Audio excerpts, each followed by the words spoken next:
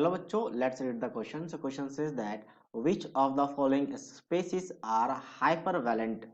So hypervalent मतलब होता क्या है? सबसे पहले hypervalent हम उसके लिए डिफाइन करते हैं जो आपका कोवलेंट कंपाउंड हो। और दो चीजें होती है, एक हाइपर एक hyper. Hypervalent compounds are the compounds या फिर स्पेसिस कह सकते हैं, स्पेसिस which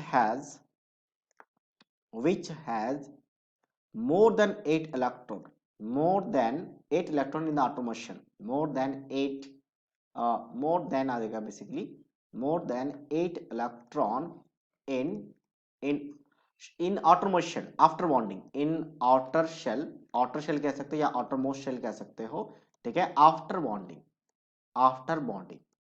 तो ऐसे स्पेसिस को कहा जाता है आपका हाइपर वैलेंट। जैसे पहले स्पेसिस की बात करते हैं ClO4 नेगेटिव, तो क्लोरीन के आउटरमोस्ट में होते हैं टोटल 7 इलेक्ट्रॉन्स, जिसमें से अगर बॉन्डिंग की बात करें तो बॉन्डिंग में 4 ऑक्सीजन है, तो 4 ऑक्सीजन के साथ 3 ऑक्सीजन के साथ डबल बॉन्ड बनाएंगी और एक के साथ सिंगल बॉन्ड, इनके नेगेटिव चार्ज ऑक्सीजन में आएगा। तो यहाँ पे इलेक्ट्रॉन्स कितने जा रहे हैं, 2 यहाँ पे, 2 यहाँ पे और 2 यहाँ पे, 6 और एक साथ, तो 7 इलेक्ट्रॉन यहाँ पे खत्म हो चुके हैं। और आफ्टर बॉन्डिंग देखा जाए तो 7 बॉन्ड है, तो टोटल 14 इलेक्ट्रॉन्स है, नॉट 17, 14 इलेक्ट्रॉन्स। तो इसका मतलब पहला वाला कैसा आपका हाइपर वैलेंट है। BF3 की बात करते हैं तो बोरोन के आउटर मोस्ट में कितने इलेक्ट्रॉन्स होते हैं, 3 इलेक्ट्रॉन्स।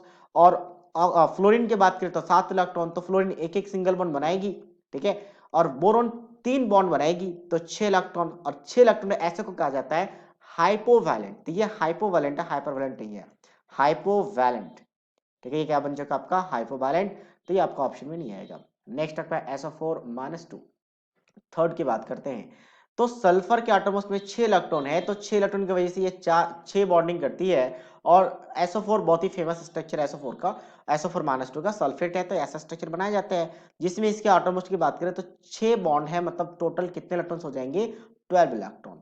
और 12 इलेक्ट्रॉन है, इसका मतलब ये भी कैसा आपका हाइपरवैलेंट है। नेक्स्ट हम बात करते हैं CO3 कार्बोनेट। तो कार्बन का स्ट्रक्चर कैसा होगा, कार्बन का स्ट्रक्चर कुछ इस तरीके से लिखा जाएगा।